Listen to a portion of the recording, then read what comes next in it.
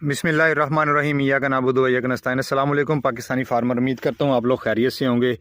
तो आज हम आपको दिखा रहे हैं कि हमने कुछ वैरायटी गंदम की जो है वो बेड पर काश्त की है और माशाल्लाह से इस तरह 8 से 10 किलो बीज लगता है फ़ी एकड़ और जर्मिनेट आपका एक एक दाना होता है। ये हमने लेबर से हाथ से दाने लगवाए हैं।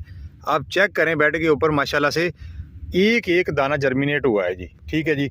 ये हमने बेड बड़ा बना के देखा है, ये 30 इंच का बेड है और ये वाला बेड जो है ये मक्की की खेल वाला है। ठीक है जी। हर तरह के बेड पे हमने काश्त किया है और माशाल्लाह से जर्मिनेशन आप चेक करें जी।